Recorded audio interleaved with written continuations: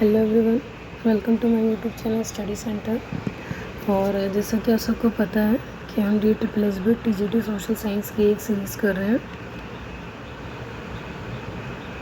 जिसमें हम PYQs को डिस्कस कर रहे हैं विद प्रॉपर एक्सप्लेनेशन। यानी कि मैं आपको क्वेश्चन भी करा रही हूँ, उसके साथ साथ मैं आपको एक्सप्लेनेशन भी प्रोवाइड कर रही हूँ सो दैट कि उससे रिलेटेड जो आपका कॉन्सेप्ट है वो साथ के साथ क्लियर होता चले। और मैंने बहुत सारे पेपर ऑलरेडी सॉल्व करके इसी चैनल पर अपलोड कर रखे हैं, उसकी मैंने प्लेलिस्ट बनाई हुई है। तो आप अगर इस वीडियो को फर्स्ट टाइम देख रहे हैं तो आप प्लेलिस्ट को ज़रूर देखेंगे, वो मस्ट वॉच वीडियोज़ हैं। एंड अगर आप प्लेलिस्ट देखेंगे तो सबसे पहली बात तो हर वीडियो के डिस्क्रिप्शन में मैं प्लेलिस्ट की लिंक शेयर करती जा रही हूँ। तो कोई सी भी वीडियो आप देख रहे हो तो आप सीधा डायरेक्ट उस वीडियो के डिस्क्रिप्शन में जाओ और वहाँ पे आपको PYQs की जो सीरीज़ है या जो प्लेलिस्ट है उसकी लिंक मैंने आप लोगों के साथ शेयर कर रखी है, तो आप उसे ईज़िली देख सकते हैं। और मैंने जो भी क्वेश्चन डिस्कस करे हैं वो मैं आपको डेट वाइज मैंने आपको डेट दे रखा है कि जिस दिन DSSB का एग्ज़ाम हुआ था उस दिन के क्वेश्चंस मैंने आपको शेयर करा रखे हैं। तो अगर आप कहीं पर सर्च करेंगे तो वही क्वेश्चन रहेंगे। तो जो PYQ में क्वेश्चन पूछे गए हैं मैं आप लोगों के साथ वही शेयर कर रही हूँ, क्योंकि आपको पता है कि अगर हम ऐसे गवर्नमेंट लेवल के एग्ज़ाम्स की प्रिपरेशन करते हैं तो हमारे लिए PYQs कितने इंपॉर्टेंट होते हैं। हमें कंटेंट आप बुक से या फिर थ्योरी से कितना भी आप कवर कर लें, लेकिन जब तक आप PYQs को सॉल्व नहीं करेंगे आपको एक प्रॉपर पैटर्न पता नहीं चलेगा, लेवल ऑफ क्वेश्चन नहीं पता चलेगा और आपको ये नहीं पता चलेगा कि आपको कौन से क्वेश्चन को ज़्यादा इंपॉर्टेंस देनी है, कहाँ से आपको कैसे पढ़ना है। ऐसे आप 12th तक की NCERT पढ़ लीजिए लेकिन आपको एग्ज़ाम में बिल्कुल भी आइडिया नहीं लगेगा, क्योंकि वहाँ पे आपने सारी चीज़ें ही इम्पॉर्टेंट मार्क करके किया होगा। और कुछ क्वेश्चंस जनरल क्वेश्चन भी पूछ लिए जाते हैं तो वहाँ पे आपको क्या हो सकता है, प्रॉब्लम हो सकती है। तो इसलिए क्या किया जाता है कि आप PYQs को ज़रूर देख कर जाइए सो दैट कि आपको क्या पता चल जाएगा, लेवल पता चल जाएगा, टाइप ऑफ क्वेश्चन पता चल जाएगा, किस तरीके से DSSB क्वेश्चन को पुट कर रहा है वो आपको पता चल जाएगा जब आप क्या करते हैं किसी भी उस एग्ज़ाम या जिस एग्ज़ाम के लिए आप प्रिपेयर कर रहे हैं उनके PYQs को आप देखते हैं। तो ठीक है, और ये सिर्फ DSSB के लिए नहीं, जैसे कि मैं आपको हर वीडियो में बोल रही हूँ कि अगर आप KVS के लिए प्रिपेयर कर रहे हैं, NVS के लिए प्रिपेयर कर रहे हैं, BPSC के लिए प्रिपेयर कर रहे हैं, क्योंकि BPSC में भी वैकेंसी आने वाली है, नोटिफिकेशन आ चुकी है, एंड RPSC, ये किसी भी एग्ज़ाम गवर्नमेंट एग्ज़ाम और वो भी उसमें टीचिंग के लिए प्रिपेयर कर रहे हैं TGT सोशल साइंस के लिए, आप क्या कर सकते हैं इस वीडियो को रेफ़र कर सकते हैं। क्योंकि जितने भी गवर्नमेंट लेवल के एग्ज़ाम होते हैं सोशल साइंस के पूछी जाइए आपसे NCERT, और DSSB भी किस पे बेस्ड है, हमारी NCERT पर ही बेस्ड है। तो ये वीडियो की रेलेवेंस जो होगी वो हर एक एग्ज़ाम के लिए होगी, टीचिंग एग्ज़ाम गवर्नमेंट लेवल का, और वो भी सब्जेक्ट कौन सा, हमारा सोशल साइंस। ठीक है, आई होप इतना आपको क्लियर हो गया होगा। एंड सेकंड थिंग, जैसे कि मैं आपको हर वीडियोज़ में बोलती जा रही हूँ कि अगर आपको PDF चाहिए तो आप या तो इसी वीडियो की स्क्रीनशॉट लेके आप खुद की PDF बना लीजिए, लेकिन मैं तो पर्सनली रिकमेंड करूँगी आपको कि आप नोट्स बनाइए। इससे क्या होगा कि कंपाइलेशन में आपके पास नोट्स इकट्ठे हो जाएंगे, वो भी सारे सब्जेक्ट के, लाइक हिस्ट्री के भी नोट्स प्रिपेयर हो जाएंगे आपके। हिस्ट्री में भी आपकी इंडियन हिस्ट्री जो है हमारी और वर्ल्ड हिस्ट्री है, दोनों के नोट्स इकट्ठे हो जाएंगे एक साथ। फिर जियोग्राफी के भी इकट्ठे हो जाएंगे, सिविक्स के भी इकट्ठे हो जाएंगे, और जो हमारे इकोनॉमिक्स है, तो सारे नोट्स आपके कंपाइलेशन में क्या हो जाएंगे, इकट्ठे होते जाएंगे। आपको फिर ऐसा नहीं है कि आपने कहाँ पे हिस्ट्री के नोट्स बनाए हैं, कहाँ पे जो अलग अलग, आपको कुछ भी एफर्ट्स करने की ज़रूरत नहीं पड़ेगी। अगर आप PYQs के जो कंटेंट मैं आपको डिलीवर कर रही हूँ अगर आपको आता है वेल एंड गुड, मत बनाइए। लेकिन अगर आपको कुछ ऐसा लग रहा है कि ये न्यू है तो आप उसके नोट्स बनाइए, 2-3 बार रिवाइज़ करिए। इससे क्या हो जाएगा, आपके वो याद हो जाएगा। तो हो सकता है कि अगर आपके शिफ्ट में वो क्वेश्चन आ जाए, क्योंकि क्वेश्चन क्या होंगे, रिपीट होंगे, और रिपीटेशन कैसी रहेगी, या तो वो क्वेश्चन ही आ जाएगा या तो उस क्वेश्चन से रिलेटेड ही आ जाएगा। तो मैं आपको क्वेश्चन करवाऊँगी और क्वेश्चन से रिलेटेड अगर कॉन्सेप्ट है तो मैं आप लोगों के साथ शेयर कर दूँगी। तो इससे क्या हो जाएगा, आपका प्रॉपर पूरा सिलेबस जो है हमारा क्या हो जाएगा, कवर हो जाएगा, और आपके पास एक नोट्स भी प्रिपेयर हो जाएगा, जिससे आप किसी भी गवर्नमेंट लेवल का एग्ज़ाम जो सोशल साइंस का होगा उसमें प्रेफर कर सकते हैं। तो इससे आपके वो फिर आपके लिए फ्यूचर में भी क्या हो जाएगी, काफ़ी वैल्यू हो जाएगी उसकी, ठीक है। सो मैंने 2 वीडियोस इसके अपलोड कर रखी है। आपको पता होगा हर एक वीडियो में मैं आपके साथ 20 क्वेश्चंस डिस्कस कर रही हूँ, और ऐसे ही आपका पेपर भी आता है 20 क्वेश्चंस। आपको आई होप पैटर्न पता होगा कि किस तरीके से DTPLSB अपने एग्ज़ाम को कंडक्ट करता है, ठीक है। तो अगर आपका पेपर 1 आपका स्ट्रॉन्ग नहीं है तो आपको पेपर 2 स्ट्रॉन्ग करना पड़ेगा, क्योंकि मैं आपको हर वीडियोज़ में बोलती हूँ कि अगर आपको ये पेपर 1 टाइम में क्लियर करना है तो आपको एटलीस्ट 140+ लाना होगा। क्योंकि आपको पता है कि इस वाले में वैकेंसी बहुत कम है, लेकिन अगर आप एप्लीकेंट्स देखेंगे तो बहुत ज़्यादा हैं, तो कंपटीशन काफ़ी टफ रहेगा। और अगर आप इतना 140+ स्कोर करते हैं तो आप क्या रहेंगे, एक सिक्योर जोन में रहेंगे, आपके चांसेस क्या हो जाएंगे, बढ़ जाएंगे, आपको कोई दिक्कत नहीं लेना है फिर अगर आपके इतने मार्क्स बन रहे हैं आपके एग्ज़ाम में तो, ठीक है। तो आपको ये स्ट्रैटेजीज़ यूज़ करनी है सो दैट क्या हो जाए, 1 टाइम में पेपर क्लियर हो जाए। तो चलिए स्टार्ट करते हैं आज की सीरीज़ को। और अगर आप फर्स्ट टाइम विज़िट कर रहे हैं, अगर चैनल को सब्सक्राइब नहीं करा है तो आप चैनल को सब्सक्राइब कर लेंगे, वीडियो को लाइक कर लेंगे, बेल आइकन को क्लिक कर लीजिए सो दैट कि जब भी मैं वीडियो अपलोड करूँगी तो आपके पास नोटिफिकेशन आ जाएगा और आप क्या कर सकते हैं, वीडियो को आराम से देख सकते हैं। एंड सेकेंड थिंग, अगर आपको कुछ भी डाउट होता है feel free to ask, comment box में तुरंत मेंशन करो।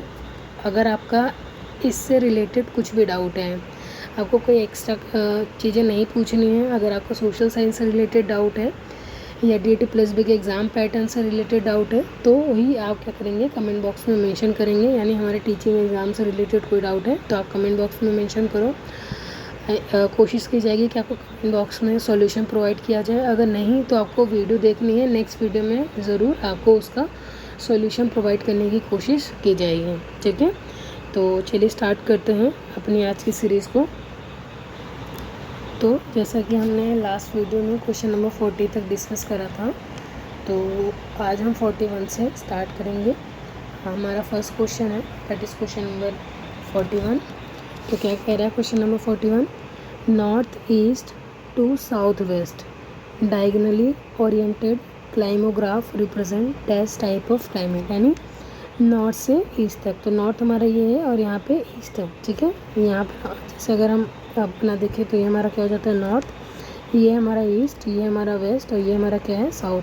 तो नॉर्थ से लेके ईस्ट तक और साउथ से लेके वेस्ट तक डायगोनली क्या करता है, रिप्रेजेंट करता है ओरिएंटेड क्लाइमोग्राफ। उसे हम क्या बोलते हैं, यानी उत्तर पूर्व से दक्षिण पश्चिम तिरछे उन्मुख जलवायु डैश प्रकार का प्रतिनिधित्व करती है। तो किसका करती है, ड्राई यानी सूखा का, मॉनसून, मेडिटेरेनियन का या फिर ब्रिटिश टाइप ऑफ क्लाइमेट का रिप्रेजेंटेशन करती है। तो इसका राइट आंसर क्या हो जाएगा हमारा, ऑप्शन नंबर बी, यानी कि मॉनसून टाइप ऑफ क्लाइमेट का रिप्रेजेंटेशन करती हैं ये जो हमारे डायगोनली ओरिएंटेड क्लाइमोग्राफ्स होते हैं, ठीक है।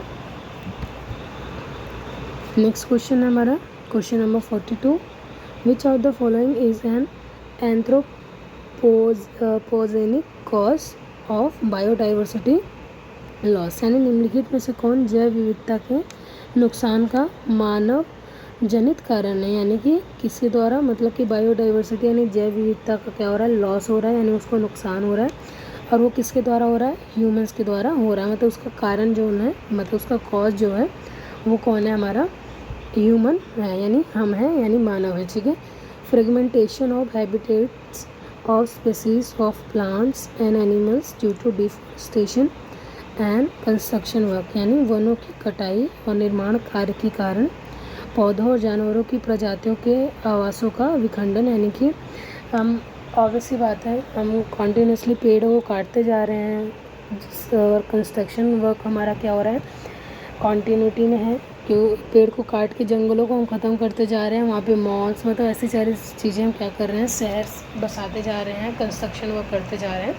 तो इससे जो हमारी स्पीसीज़ हैं उनका क्या हो रहा है, विखंडन, यानी डिवाइड हो रही हैं स्पीसीज़। ऑब्वियसली बात है, लेट सपोज अगर जंगल है, वहाँ पे बहुत सारे टाइप्स के हमारे फ्लोरा एंड फौना फर्निश होते हैं, लेकिन हम उसे काट के वहाँ पे बिल्डिंग बना दें तो वहाँ के फ्लोरा फोना का क्या हो जाएगा, लॉस हो जाएगा, वो क्या हो जाएंगे, डिवाइड हो जाएंगे, वहाँ से हट जाएंगे, बहुत सारे डिस्ट्रॉय हो जाएंगे। ठीक है, तो ये क्या कहते हैं कि मानव द्वारा किया गया है, या फिर इंटेंशनल और unintentional introduction of exotic species in an entirely different ecosystem, यानी एक पूरी तरह से अलग परिस्थितिक तंत्र में विदेशी प्रजातियों का जानबूझकर या फिर अनजाने में परिचय करवाना। ऑब्वियसली बात है, इसका मतलब ये है कि लेट्स सपोज कोई चीज़ है जो अपने आप क्या कहते हैं कि डेवलप हो रही है, ठीक है, बट उसे आप हटा के कोई अलग से चीज़ ला के, जैसे आजकल आर्टिफिशियल प्लांट्स वगैरह बहुत सारे हमारे मार्केट्स में आते हैं, तो आप क्या करेंगे, जो हमारे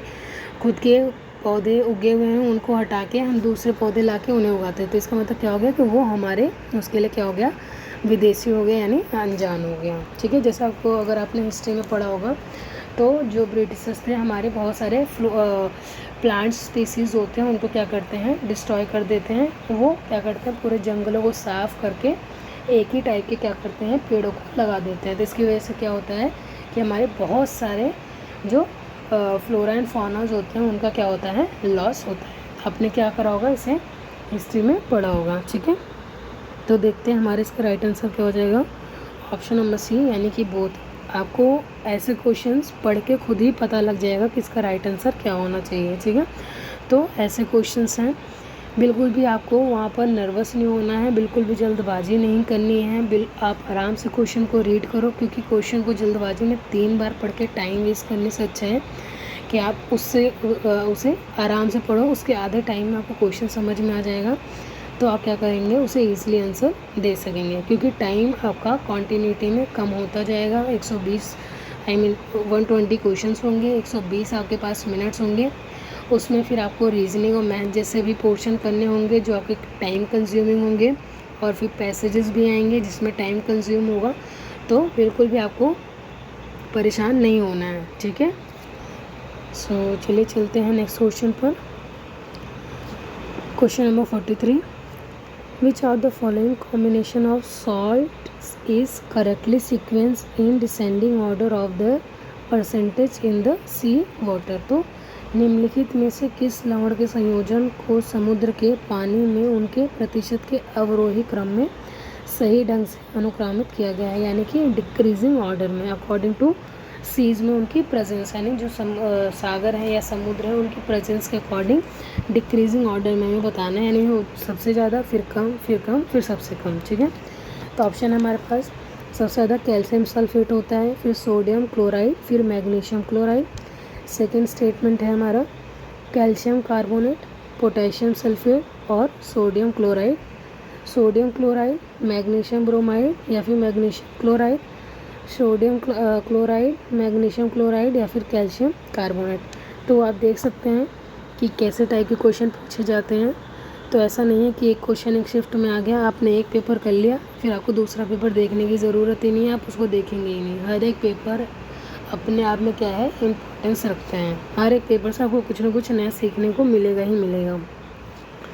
तो इसका राइट आंसर क्या हो जाएगा हमारा, ऑप्शन नंबर डी, यानी सबसे ज़्यादा क्या होता है, सोडियम क्लोराइड होता है, फिर मैग्नीशियम क्लोराइड होगा, फिर क्या होगा, कैल्शियम कार्बोनेट होगा। ठीक है, ये क्या है, हमारा ऑर्डर है, डिसेंडिंग ऑर्डर। ठीक है, तो ऑब्वियसली बात है, अगर असेंडिंग ऑर्डर पूछेगा तो इसका क्या कर देंगे, रेसिप्रोकल कर देंगे। चलते हैं नेक्स्ट क्वेश्चन पर। The Deccan trap started to form in which of the following period? जो हमारे डेक्कन ट्रैप हैं वो किस अवधि में बनना शुरू होते हैं? सिल्यूरियन पीरियड्स में, कैम्ब्रियन पीरियड में, कार्बोनिफेरस पीरियड में या फिर क्रिटेशियस पीरियड। तो ऑब्वियसली बात है कि आपने अगर एवोल्यूशन ऑफ अर्थ पढ़ा होगा तो इन पीरियड्स के बारे में भी अच्छे से पढ़ा होगा। तो देखते हैं हमारा राइट आंसर क्या हो जाएगा, क्रिटेशियस पीरियड हमारा क्या हो जाएगा, राइट आंसर हो जाएगा। तो अगर हम देखें एक्सप्लेनेशन थोड़ा सा, तो जो फॉर्मेशन होता है किसका, डेक्कन ट्रैप का, लेट क्रिटेशियस पीरियड जो होता है हमारा, उनमें इनका फॉर्मेशन स्टार्ट होता है अराउंड 66 मिलियन ईयर अगो की बात है। सो अगर हम इसकी लोकेशन देखें तो ये फैला कहाँ तक है, western and central India, Maharashtra, Madhya Pradesh और गुजरात तक। फिर कॉजेज़ क्या है, मैसिव वोल्केनो का एरप्शन हुआ है, उसकी वजह से क्या होता है, इनका फॉर्मेशन होता है। टाइप्स ऑफ रॉक कौन सी हैं, बेसाल्टिक रॉक्स हैं हमारे यहाँ पर, जो कि क्या है इग्नियस रॉक्स हैं। मैंने आपको लास्ट वीडियो में इग्नियस रॉक्स और ग्रेनाइट रॉक्स जो होती हैं उनके बीच में जो डिफ्रेंशिएशन होता है वो मैंने आपको कराया था। बेसाल्टिक रॉक्स वो होती इग्नियस रॉक्स हैं, बट क्या होता है कि ये बाहर आके कूल डाउन होते हैं और मेनली जो हमारा सी सरफेस होता है वो बेसाल्टिक रॉक का बना होता है। इसे आप ऐसे भी याद कर सकते हैं कि जो हमारा क्या कहते हैं कि सी होता है उसमें सबसे ज़्यादा क्या होता है, सी हमारा समझ लीजिए सबसे पहले सॉल्टी होता है, ठीक है। तो उसका जो सरफेस होगा वो किस रॉक का बना होगा, बेसाल्ट रॉक का बना होगा। इससे आप ये क्या कर सकते हैं, इसको याद कर सकते हैं। नहीं तो अगर आपके पास कुछ और है या फिर पहले से याद है तो आप इसे इग्नोर करिए। फिर ग्लोबल इम्पैक्ट है हमारा, possibly contributed to the extinction of dinosaurs. तो इसका इम्पैक्ट क्या हुआ कि हो सकता है कि इसी की वजह से डायनासोर जो होते हैं वो हमारे क्या हो जाते हैं, एक्सटिंक्ट हो जाते हैं, क्योंकि बहुत ही मात्रा में आप इसमें देख सकते हैं कि वोल्केनो बहुत ही ज़्यादा एरप्ट होते हैं। फिर एरिया कवर कौन कौन सा, और ओरिजिनली 1.5 मिलियन किलोमीटर स्क्वायर और अब 5 लाख किलोमीटर स्क्वायर। पहले कितना था, 1.5 किलोमीटर स्क्वायर था और अब घट के कितना हो गया है, 5 लाख किलोमीटर स्क्वायर, यानी 1/3 अराउंड हम बोले तो 1/3 हो गया है, ठीक है। क्योंकि एरोजन ये सारी चीज़ें क्या होती हैं, कॉन्टिन्यूटी में होती हैं। नेक्स्ट क्वेश्चन है question number 45। The river Alaknanda originate from which glacier. तो जो अलकनंदा नदी है वो किस ग्लेशियर से निकलती है, सतोपंथ ग्लेशियर, सियाचिन ग्लेशियर, गंगोत्री या फिर पिंडारी। तो हमारा राइट आंसर क्या हो जाएगा इसका, सतोपंथ ग्लेशियर से हमारी क्या होती है, जो अलकनंदा रिवर है वो ओरिजिनेट होती है। सो ये हमारा अलकनंदा रिवर का सिस्टम है। थोड़ा हम इसके बारे में अगर देखें तो चलिए देखते हैं थोड़ा। तो ये हमारा क्या है, सतोपंथ ग्लेशियर है, जहाँ से क्या होता है, अलकनंदा का ओरिजिन होता है। तो ये हमारी कौन सी है, अलकनंदा रिवर है, ठीक है। तो आप यहाँ पर प्रयाग के बारे में भी देख लीजिए। तो धौली गंगा और अलकनंदा रिवर आके मिलती हैं कहाँ पर, विष्णु प्रयाग में, ठीक है। फिर अलकनंदा वहाँ से क्या होती है, आगे बढ़ती है। फिर यहाँ पर क्या मिलेंगे हमसे, नंदा कनी रिवर मिलेगी कहाँ पे, नंद प्रयाग में। फिर ये आगे आएगी तो कर्ण प्रयाग में से पिंडारी रिवर मिलेगी। फिर आगे आके रुद्रप्रयाग में से मंदाकिनी रिवर मिलेगी। फिर उसके बाद अगर ये पिंक वाला पोर्शन आप देखेंगे तो ये अभी तक क्या है, अलकनंदा रिवर ही चलती जा रही है, यानी कि इसमें रिवर्स जो आके मिल रही हैं वो अलकनंदा की ट्रिब्यूटरीज में हम बोल सकते हैं, ठीक है। फिर उसके बाद यहाँ से गोमुख ग्लेशियर से कौन सी रिवर निकल के आ रही है, भागीरथी रिवर निकल के आ रही है, ठीक है। फिर देवप्रयाग में अलकनंदा और भागीरथी इन दोनों का मिलन होता है कहाँ पर, देवप्रयाग में। फिर उससे क्या होता है, गंगा रिवर का ओरिजिन होता है। आई होप इतना आपको क्लियर हो गया। तो भागीरथी रिवर गोमुख रिवर से निकली, अलकनंदा सतोपंथ ग्लेशियर से निकली, और जितने भी हमारे प्रयाग हैं वो सारे किस पे बनते हैं, हमारे अलकनंदा रिवर पर बनते हैं। फिर अलकनंदा आगे आके भागीरथी से मिलती है देवप्रयाग में। फिर देवप्रयाग से ये दोनों जब मिक्स हो जाती हैं तो इसका क्या नाम पड़ जाता है, गंगा रिवर नाम पड़ जाता है, ठीक है। सो चलते हैं हम अपने नेक्स्ट क्वेश्चन पर, question number 46। Which horizon in the soil profile is called the top soil. तो आपको पता होगा कि हमारी जो सॉइल प्रोफाइल होती है वो भी बहुत सारे पार्ट्स में डिवाइडेड होती है। तो इसमें से पूछ रहा है किसको टॉप सॉइल के नाम से जाना जाता है, ई हॉरिजॉन को, बी हॉरिजॉन, ए हॉरिजॉन या फिर सी हॉरिजॉन। तो हमारा राइट आंसर क्या हो जाएगा, ऑप्शन नंबर सी, यानी ए हॉरिजॉन जो होता है उसको हम क्या बोलते हैं, टॉप सॉइल के नाम से भी जानते हैं। तो ये हमारा क्या है, सॉइल फॉर्मेशन है।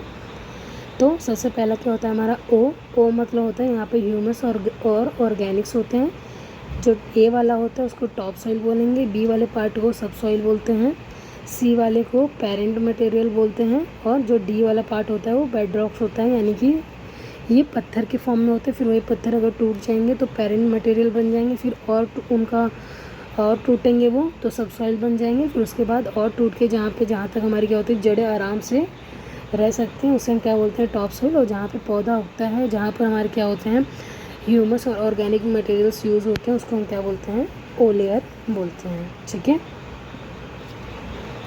सो नेक्स्ट क्वेश्चन है हमारा, that is question number 47। Which Indian forest has the lowest forest area in the country. यानी किस भारतीय वन में देश का सबसे कम वन क्षेत्र है। ट्रॉपिकल थॉर्नी फॉरेस्ट का, मैंग्रोव फॉरेस्ट का, ट्रॉपिकल एवरग्रीन फॉरेस्ट का, या फिर अल्पाइन एंड सब अल्पाइन फॉरेस्ट का। सो इसका राइट आंसर क्या हो जाएगा हमारा ऑप्शन नंबर बी, यानी भारत वन में देश का सबसे कम कौन सा वन क्षेत्र है हमारा, मैंग्रोव फॉरेस्ट। ठीक है, यानी मैंग्रोव वन बहुत ही कम मात्रा में है। Next question, question number 48, in which of the following state और union territory of India karewa soil is found, यानी भारत निम्नलिखित में से कौन से राज्य या फिर केंद्र में कारेवा मिट्टी पाई जाती है, वेस्ट बंगाल, झारखंड, तमिलनाडु या फिर जम्मू एंड कश्मीर। तो इसका राइट आंसर क्या हो जाएगा हमारा ऑप्शन नंबर डी हमारा क्या हो जाएगा राइट आंसर। सो अगर हम इसके बारे में थोड़ा पढ़ें तो लोकेशन क्या है हमारा, कश्मीर वैली एंड बारडारवा वैली जो कहाँ है, जम्मू एंड कश्मीर में है। कंपोजिशन है सैंडी होती हैं, clay, slit, shale, mud, lignite, gravel, loess sediments होते हैं ये इसका क्या है कंपोजिशन है। फॉर्मेशन पीरियड क्या है, प्लेस्टोसीन एपोच, यानी around 2.6 million to 11,700 years ago इनका क्या होता है, इन सॉइल्स का फॉर्मेशन होता है।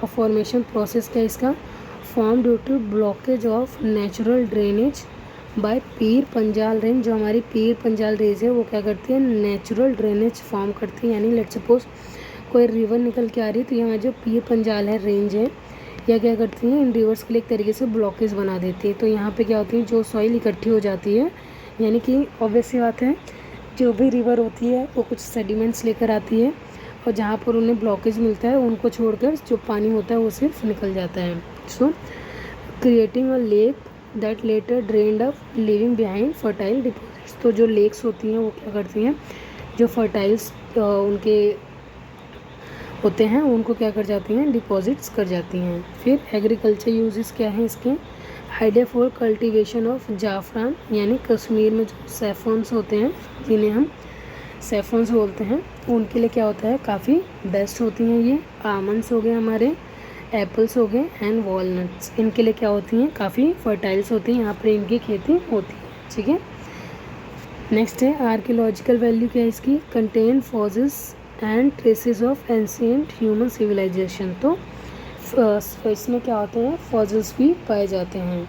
फिर threats excavation of infrastructure, example railway, airport, damaging karewa terrace. तो ऑब्वियस बात है इन सबका फॉर्मेशन यहाँ पर नहीं हो सकता है क्योंकि ये रिवर से डिपॉजिट्स की जाती हैं। आई होप इतना आपको क्लियर होगा क्योंकि करेवा सॉइल के बारे में अब तक आपने सुना नहीं होगा but still read plus B के एग्ज़ाम में आया है। तो अभी तक हमारा क्या होता है, ये फॉर्मेशन है हमारे सॉइल है, सॉइल का फॉर्मेशन है। तो यहाँ पे क्या पाए जाते हैं, फॉरेस्ट सॉइल्स पाई जाती हैं। फिर ये वाला जो रीजन है हमारा, ये हमारा क्या है, एलुवियल सॉइल का रीजन है। यहाँ पर क्या है, हमारे एरिड सॉइल्स हैं। फिर सेलिन सॉइल्स पाए जाते हैं इस वाले पोर्शन ऑफ गुजरात में। फिर ब्लैक सॉइल्स अगर आप देखेंगे तो पूरा डेक्कन ट्रैप तक फैला हुआ है। फिर हमारा लेटराइट सॉइल्स है, रेड एंड येलो सॉइल है और यहाँ पे क्या है, पीटी सॉइल्स है हमारे। तो क्या ये फॉर्मेशन है या फिर डिस्ट्रीब्यूशन है सॉइल्स का, कहाँ पर, इंडिया में। Next question, question number 49, which of the following statement is correct regarding greater Himalaya, यानी ग्रेटर हिमालय के रिलेटेड रिलेशन में क्वेश्चन पूछ रहे हैं।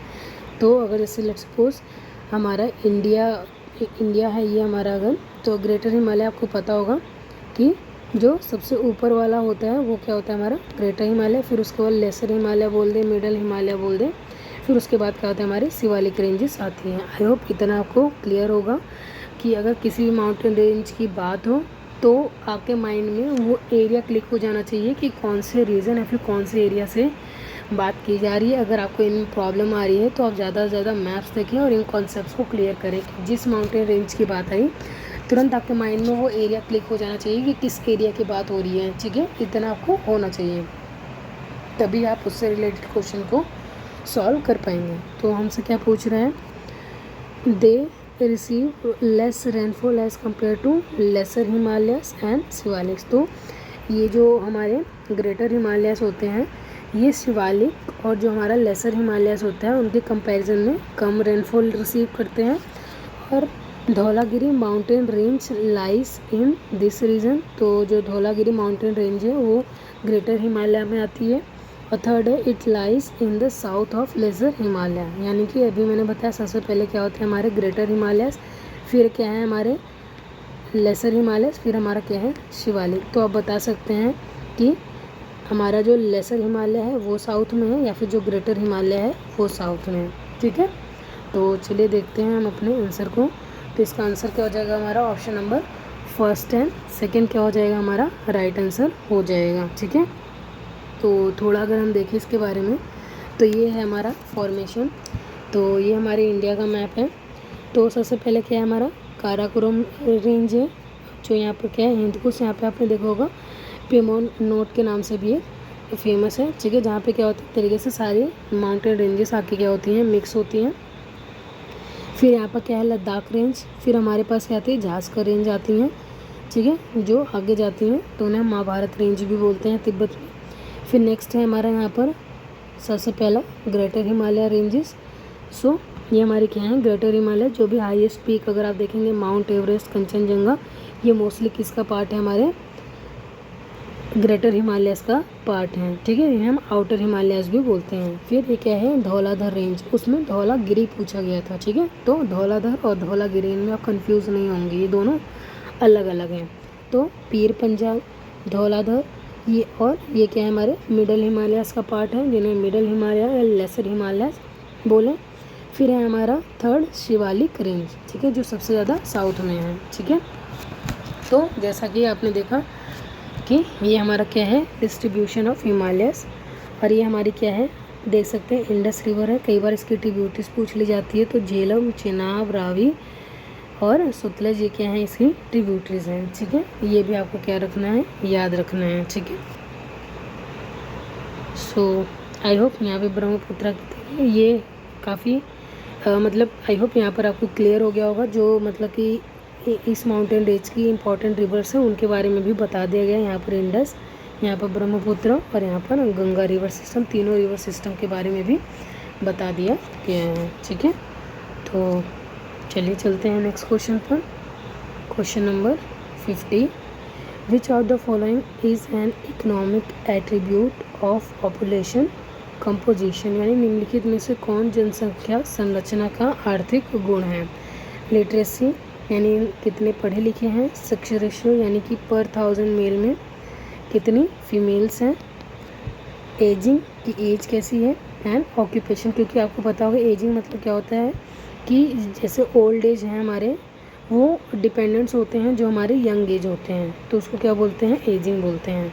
फिर ऑक्यूपेशनल स्ट्रक्चर की ऑक्यूपेशन स्ट्रक्चर कौन से में जो हमारी पॉपुलेशन है वो कौन से ऑक्यूपेशन में डिवाइडेड है।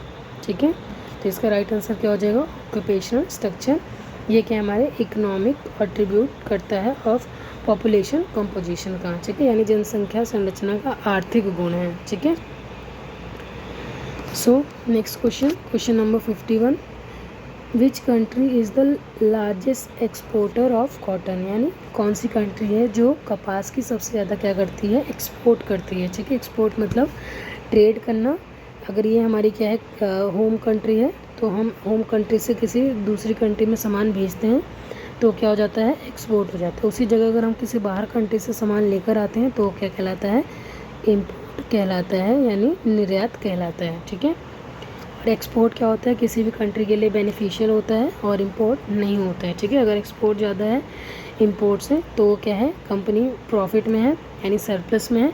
उसी जगह अगर इंपोर्ट ज़्यादा होता है किसी कंट्री का एज़ कम्पेयर टू एक्सपोर्ट तो वहाँ पे क्या है डेफिसिट में कंट्री है। ठीक है, आपने I hope balance of payment सुना होगा, बीओपी के बारे में आपने अच्छे से पढ़ा होगा। ठीक है, सो हमारा राइट ऑप्शन है हमारे पास China, Japan, United States of America या फिर फ्रांस। तो कौन है हमारे कॉटन का एक्सपोर्टर। सो इसका राइट आंसर क्या हो जाएगा यूएसए, यानी यूनाइटेड स्टेट्स ऑफ अमेरिका, यानी यूएस क्या करता है सबसे ज़्यादा कॉटन को एक्सपोर्ट करता है। ठीक है, next question, question number 52, which of the following statement is correct regarding the loss theory of profit, यानी लाभ अधिकतम के लॉस सिद्धांत के बारे में कौन सा स्टेटमेंट हमारा सही है।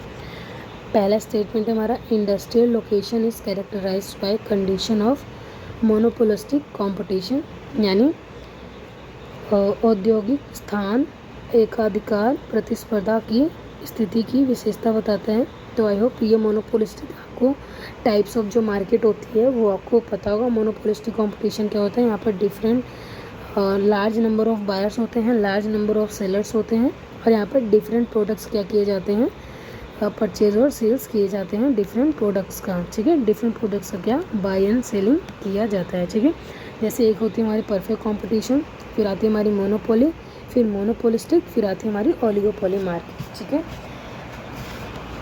नेक्स्ट क्या है, demand is considered the most important variable in the location of industry, यानी कि मांग को उद्योग के स्थान में सबसे महत्वपूर्ण चर माना जाता है।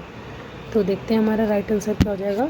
ऑप्शन नंबर सी, दोनों क्या हो जाएंगे हमारे राइट आंसर, यानी कि जो इंडस्ट्रियल लोकेशन है वो कैरेक्टराइज की गई है कंडीशन किसके हिसाब से, मोनोपोलिस्टिक कंपटीशन, यानी कि जब आप बाहर जाएंगे तो आपको डिफरेंट टाइप्स ऑफ गुड्स और डिफरेंट टाइप्स ऑफ जो सर्विसेज हैं वो अलग अलग मिलेंगी। यानी ऐसा नहीं है कि आप अगर बाहर गए तो आपको क्या मिलेगा, सेम ही टाइप का प्रोडक्ट देखने को मिलेगा। और दूसरा क्या है कि अगर हम कुछ भी सामान सेल एंड परचेज़ करना चाहते हैं तो ऑब्वियस बात है, या फिर हम कोई भी मार्केट में अपनी बिजनेस लगाना चाहते हैं तो हमारे लिए सबसे इम्पोर्टेंट फैक्टर क्या हो जाता है, इम्पोर्टेंट डिमांड हो जाता है। जितना हम कस्टमर की डिमांड को इम्पोर्टेंस देंगे उतना हम क्या करेंगे, अपने प्रॉफिट को मैक्सिमाइज करेंगे। ठीक है, आई होप इतना आपको क्लियर होगा। सो चलते हैं नेक्स्ट क्वेश्चन पर। क्वेश्चन नंबर 53, ये कुछ ऐसा क्वेश्चन है जिनका एक्सप्लेनेशन मुझे लगा नहीं कि प्रोवाइड करना चाहिए, क्योंकि ये वन वर्ड वाले क्वेश्चंस हैं। ठीक है, तो इसलिए मैंने इनका एक्सप्लेनेशन प्रोवाइड नहीं करा है। बट अगर आप मेरी वीडियोस को देख रहे हैं तो जिन क्वेश्चंस में लगता है कि वो टॉपिक काफ़ी बड़ा है और आपको अच्छे से एक्सप्लेन कराना चाहिए तो उन क्वेश्चंस को मैं आपको प्रॉपर टाइम देके एक्सप्लेन करा रही हूँ। ठीक है, सो आप ये नहीं सोचेंगे कि कुछ क्वेश्चंस का एक्सप्लेनेशन तो हमें मिले ही नहीं है। जैसे आप देखिए कौन सी कंट्री है चावल को सबसे ज़्यादा प्रोड्यूस करती है, इसका मैं आपको क्या एक्सप्लेनेशन प्रोवाइड करूँ। ठीक है, जैसे कॉटन वाला था हमारा, तो कुछ क्वेश्चन ऐसे हैं जो फैक्ट्स बेस पे हैं तो उनको आप ऐसे ही लर्न करेंगे। ठीक है, तो लार्जेस्ट प्रोड्यूसर ऑफ राइस कौन है, ब्राज़ील, चाइना, इंडिया या फिर रशिया। तो इसका राइट आंसर क्या हो जाएगा, चाइना हमारा क्या हो जाएगा राइट आंसर। यानी सबसे ज़्यादा जो राइस का प्रोडक्शन होता है वो कहाँ पर होता है, चाइना में होता है। ठीक है, next question, question number 54, which of the following fibre crop of India is grown on black soil. तो अगर यहाँ पे फाइबर बोल के छोड़ देता तब हम कंफ्यूज हो जाते हैं, लेकिन जैसे इसने ब्लैक सॉइल बोला तो ब्लैक सॉइल से आपके माइंड में एक ही क्रॉप क्लिक करनी चाहिए, वो क्या होती है हमारी कॉटन, क्योंकि ब्लैक सॉइल सबसे ज़्यादा फर्टाइल होता है या फिर सबसे ज़्यादा यूज़ किया जाता है किस क्रॉप के प्रोडक्शन के लिए, कॉटन के प्रोडक्शन के लिए। बट फिर भी एक बार हम देख लेते हैं तो हमारा राइट आंसर क्या हो जाएगा, कॉटन हो जाएगा। ठीक है, चलते हैं next question, question number 55, which of the following statement is correct regarding the intensive subsistence farming, यानी कि गहन निर्वाह खेती के बारे में कौन सा कथन सही है।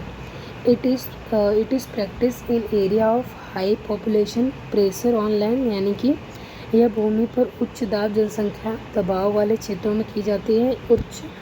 मतलब एरिया जहाँ पे क्या होता है हाई पॉपुलेशन प्रेशर, इसका मतलब क्या है कि लैंड एरिया बहुत कम है लेकिन उस पर डिपेंडेंट जो लोग हैं वो बहुत ज़्यादा हैं, यानी कि उस लैंड पर जो पॉपुलेशन है उसका प्रेशर क्या है, काफ़ी हाई है। ठीक है, और all work is done with hand implements, यानी सभी काम क्या होते हैं हाथ के औजारों से किए जाते हैं।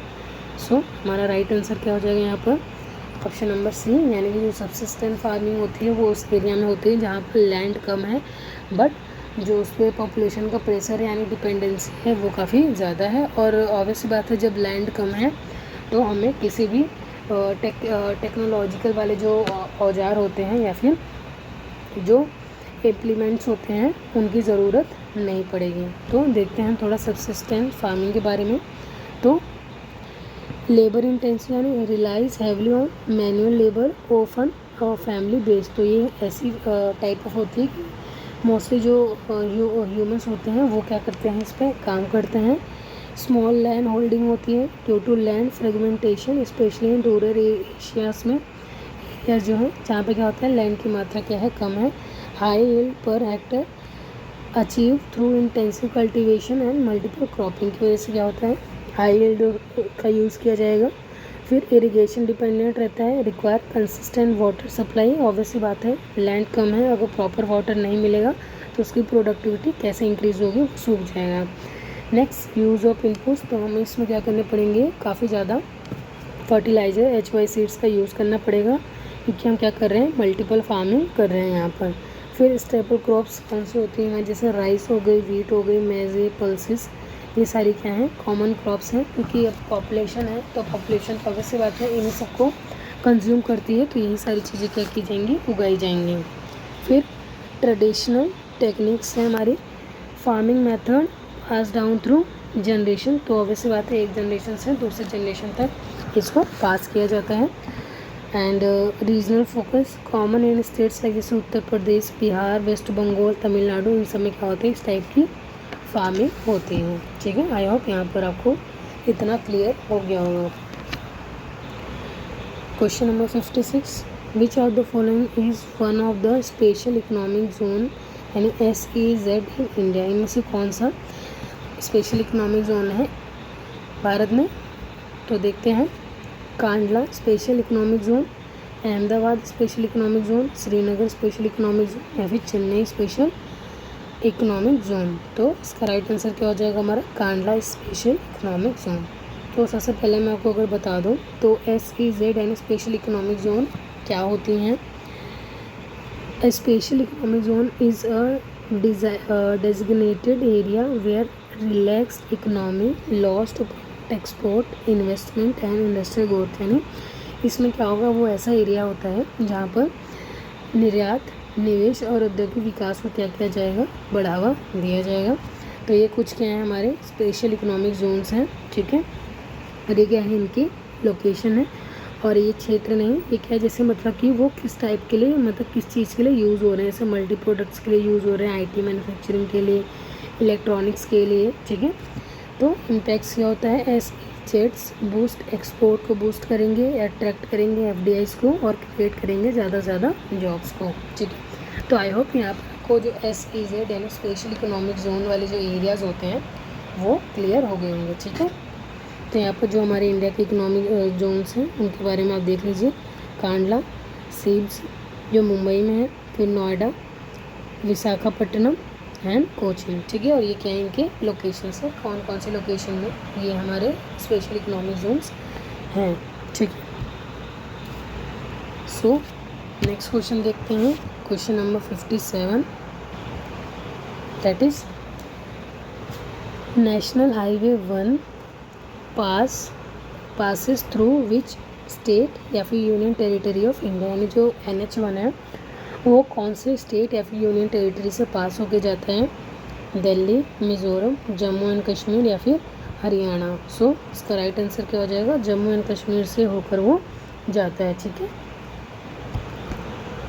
Next question, question number 58, the Pacific tsunami warning system PTWs was setup in dash, यानी जो प्रशांत सुनामी चेतावनी प्रणाली है वो कौन से साल स्थापित की गई थी, 1965 में, 70 में, 55 में या फिर 60। तो आपको पता होगा कि जो हमारा पैसिफिक ओशन है उसमें रिंग ऑफ फायर्स हैं जिनकी वजह से क्या होता है वो हॉटस्पॉट एरियाज़ हैं जहाँ पे सबसे ज़्यादा अर्थक्वेक्स आते हैं, वोल्केनोस एरप्ट होते हैं, इस वजह से वहाँ पे सबसे ज़्यादा एक्टिव वोल्केनोस पाए जाते हैं।